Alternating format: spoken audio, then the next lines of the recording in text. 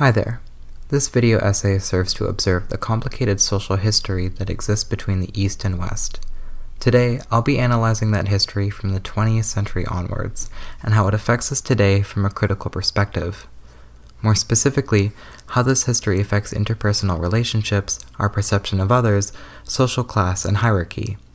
I want to clarify that I'm in no way against interracial relationships, being someone of mixed descent myself. However, I think it's important to analyze the racial dynamics of said relationships and how they affect us. Dynamics such as racial fetishization, racial hierarchies, and privilege are all at play in an interracial relationship. I want to share with you my experience and perspective in dealing with all of these. Let's take a look at the facts today. Relationships between people of different ethnicities and cultures is very common nowadays. In 2013, the Pew Research Center analyzed United States Census data and found that 12% of newlyweds marry outside of their ethnic group. This is up 5% from 2005. Statistics Canada has analyzed that in 2011, 4.6% of all common law couples are interracial, up from 3.9% in 2006 and 2.6% in 1991, respectively. In China, relationships with foreign nationals are on the rise as well. The Chinese Ministry of Civil Affairs has measured that in 2012, there were approximately 53,000 new marriages between citizens and foreign nationals. In 1990, there were only 26,000. In the Philippines, its history of colonization by Spain and the United States means that there's a high concentration of interracial marriages in the Philippines. In fact, 21.8% of Filipino Americans are mixed. From this data, we can see that interracial marriage across the East and West is on the rise. When looked at on the surface, this is a net positive thing, two cultures coming together. However, when we look deeper into the numbers and data, we find that there's a strong disparity between two genders. The most common interracial pairing in general is between white men and Asian women. This pairing far outnumbers any other interracial pairing, including those between white women and Asian men. Reddit user HistoryBuff234 analyzed data from IPIMS USA, an organization that collects, analyzes, and organizes U.S. Census data, the same data that the Pew Research Center used. Now let's break down that data. HistoryBuff found that while the outmarriage statistics for Asian men and Asian women remain the same from 2000 to 2015, there's an increasing number of Asian and white marriages. A 72% increase between white men and Asian women, and a 55% increase between Asian men and white women. So across the board, there are more marriages between Asian people and white people in the United States. There is a difference between white men and Asian women, and Asian men and white women. However, it's small enough not to raise any questions about why that may be exactly. However, when we look at the concrete numbers, we get a stark contrast between the two. The data collected is from marriages per year between Asian men, Asian women, white women, and white men. AM equals Asian male, Asian female equals AW, WF equals white female, and WM equals white male. Note, whichever comes first in this acronym is the person who answered the survey. So if it's WMAF, the white male answered the survey, and if it's AFWM, the Asian woman answered the survey. So in the year 2000, 4,248 white men said that they married an Asian woman, and 1,505 Asian men said that they married a white woman. The results are similar coming from women. So this is already a pretty large disparity, and in 2015, that gap got larger. 8,001 white men reported marrying an Asian woman, while 2,739 Asian men reported marrying a white woman, and there are similar results for women again. So after compiling the numbers together, HistoryBuff found that in 2015, there are 2.92 white male Asian female newlyweds to every white female Asian male newlywed. Why is this exactly? Why are Asian women marrying outside their race at a rate much higher than Asian men? There are a number of reasons one could point to as why, but I want to draw attention to the differences in how people perceive Asian men and Asian women. From a Western perspective, our perception and preconceived stereotypes of Asian men and women differ a lot.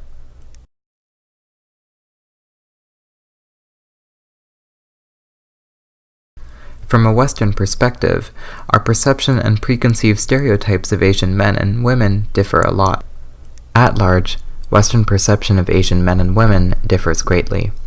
Asian men are seen as lower than white and black men on a scale of social skills and emotional availability. However, that Asians are very smart and intelligent. A popular example of this stereotype is that all Asians are good at math or music or the medical field. These stereotypes are a backhanded compliment because they often reduce Asians to nothing more than being good at being math or being a doctor, and it also ignores the effort that Asian people put into their career or academics because they try to imply that Asian people are simply born with those skills or that those skills are inherent to Asianness. While one may point to Bruce Lee being a good example of Asian male role models, what type of masculinity does he represent? The trope of a stoic and disciplined martial arts master is a popular one, and while they are physically fit and good-looking, it is rare to find these characters featured in romantic roles or roles with that much emotional depth in at least mainstream Western cinema. There are also many other stereotypes that have been assigned to Asian men throughout history, including being a threat and predators to white women, being misogynistic, etc. We will explore the origins of these stereotypes in the next segment. Asian women, on the other hand, are a polar opposite, but face a similar set of stereotypes. Asian women are fetishized to the highest degree, and like Asian men, are often reduced to nothing but their stereotypes. Stereotypes include being gold diggers, strict mothers, and being sexually complicit. Asian women are seen as more subservient and obedient than black or namely white women. This can create a dynamic within a relationship between a white man and Asian woman. The white male can feel as if he has control over his Asian wife, due to the stereotypes and images of Asian women he has absorbed from the media and collective consciousness. This has led an increased amount of white men coming to Asia with the sole purpose of finding a wife. This phenomena has been named sex tourism, and a more specific name has been assigned to white men coming to Asia to seek out a wife or sex, a sexpat. While the term or phenomena isn't exclusive to any one region, it is especially prevalent in Southeast Asia. These are some of the stereotypes that have shaped mainstream perception of Asian people. They affect both Asian men and Asian women in drastically different ways. However, the underlying theme is reducing them to being nothing more than the stereotypes assigned. That's prevalent for both sexes. So where exactly do these stereotypes come from? They have been around as long as the East and West have been interacting with each other. Since we are only analyzing the history from the 20th century onwards, we'll focus on that. Since stereotypes between Asian men and women are so different, it's difficult to analyze them together. The specific stereotype of Asian men being less than white or black men, and that they are emotionally and socially inept at relationships, comes from a long history of immigration from Asian men to the West. Due to strict immigration laws, Asian men were only allowed to take up jobs that were considered more feminine, and were discriminated against and banned from working the same jobs as white men. Do you ever wonder why there are so many Asian laundromats, corner stores, and restaurants? Most of them were formed because Asian men were barred from working anywhere else. This formed the stereotype that Asian men are effeminate and are not as masculine as white or black men. The stereotype of Asian men being predators to white women comes from World War II propaganda, when Imperial Japan was effectively fighting a war against the United States. Propaganda art depicting Japanese men as being deceiving, mischievous, and untrustworthy was commonplace. The removal and internment of Japanese Canadians and Americans further fueled the sentiment. This also affects the stereotype of Asian men being misogynistic, as in early films they are portrayed as being controlling, sexist, and abusive. Studies have shown that East Asian men actually display attitudes of gender egalitarianism greater than the average American man. Modern stereotypes of Asian women stem from post-World War II. While the groundwork was laid before World War II, the events that led up to women's stereotypes were most prevalent post-World War II. Roughly 200,000 Japanese women were used by the Japanese government as prostitutes for the occupying American troops. State-organized recreational programs continued in the Korean and Vietnam Wars, with the large majority of American troops claiming that they had sought a prostitute while overseas. Because of these programs and social dynamics, the stereotype of the Asian woman being submissive and subservient was formed. Popular films helped enforce this stereotype, often portraying Asian women as subservient, innocent, and helpless.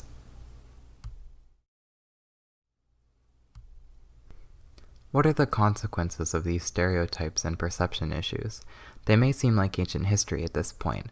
However, I argue that the disparity of marriage rates between white male/Asian female and Asian male/white females is a clear sign that these stereotypes and racial dynamics are still very much at play and relevant in our society. It is further fueled by Western media in the portrayal of Asian men and women in namely mainstream cinema. When assigned roles in movies, oftentimes the roles for Asian people are essentially their stereotypes. A newer stereotype of Asian women is that they are always the rebellious and nerdy sidekick.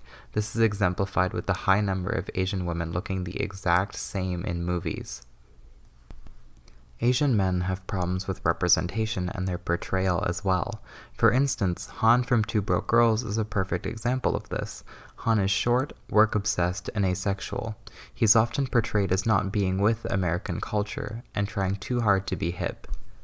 This plays into almost all the stereotypes we have discussed. The stereotype of not being physically, sexually, and emotionally capable as white men. Additionally, the stereotype of being obsessed with work and reducing them to nothing more than that. Perhaps the most obvious and arguably saddest example of Asian guys being emasculated is in the film Romeo Must Die, a modern adaptation of Romeo and Juliet featuring the late R&B artist Aaliyah and actor Jet Li. The last scene of this movie was originally planned to have Jet kiss Aaliyah, reaffirming his role as Romeo. However, this did not sit well with audiences, who were predominantly non-Asian and studio executives, and in the final version, they end up hugging each other instead. Perhaps the most depressing part of this is that even though Jet Li was the lead man throughout the whole film, he never ended up getting the girl. I think this is what creates the disparity between white male and Asian female relationships and vice versa. It is very harmful as it creates relationships where someone may only see the person as their stereotypes and not who they truly are.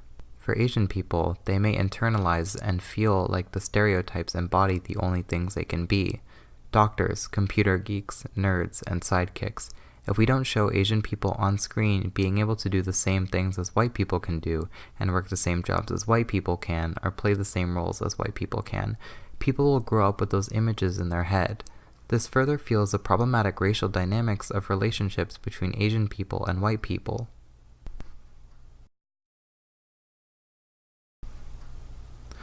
What happens when a white male and Asian woman both have the image of Asian men being asexual and not being emotionally available as white men? What happens when they have a son that looks like an Asian male? If they both have those images of Asian men, they will inevitably be disappointed, and perhaps even project that disappointment onto their children. While this may be a topic for another video, a study conducted by the University of North Carolina's National Longitudinal Study of Adolescent Health in 1995 found that children that identified with a mixed heritage were more likely to experience feelings of anxiety and depression, and they were also more likely to skip school, lose sleep, smoke, and drink compared to their monoracial counterparts. Fortunately, in 2018, things are starting to look up, at least in combating the stereotypes assigned to Asian people. Asians are definitely being featured on the big screen. Actors like John Cho are an example of breaking out of traditional roles in Hollywood. John Cho has most notably played Sulu in Star Trek, and more recently, played the lead in the romance film Columbus along with Haley Lu Richardson. Perhaps it's my fault, but I actually had trouble finding an Asian actress to compare to John Cho, one who has recently broken out of the tropes that Asian women often face in Hollywood. There is still progress in getting on screen at least. Kelly Mary Tran plays Rose Tico in Star Wars The Last Jedi, and was a fully fleshed out character with a full range of emotions, but fell into the trope of being the sidekick. Rose was hopelessly in love with the protagonist, and the feeling wasn't mutual in the movie. I believe this says that there's a lot of progress to still be made. On the music front, K-pop, and most namely the South Korean group BTS, has exploded onto the Western pop music scene. I believe this represents progress into people's perception of Asian men as they break a lot of stereotypes. And because they're a group from Korea and managed by a Korean company, they have the advantage of complete control on their image and how they're perceived. They're not shoeboxed into a role in Hollywood. This is a positive thing because they have a platform to show that Asian men aren't just awkward or socially inept on a scale that has never been seen before, especially in the music industry. I believe we're seeing a cultural shift and change in how the West at large perceives Asian people. With positive images of Asian people in mainstream discourse, these images will undoubtedly make their way into the subconscious of people, just like those stereotypes did. This will lead people to stop internalizing those stereotypes and projecting them onto Asian people they know in real life, which will lead to Asian people being shown as just as equal as white people, not nerds, not quirky sidekicks, submissive, or stupid. Regular people who have just as much emotional and physical strength as anyone else. When we remove problematic stereotypes about Asian men and women, people will no longer see Asian men and women to be any different. They'll just see them as regular people, and thus a more balanced rate of marriage outside of one's ethnicity will be possible.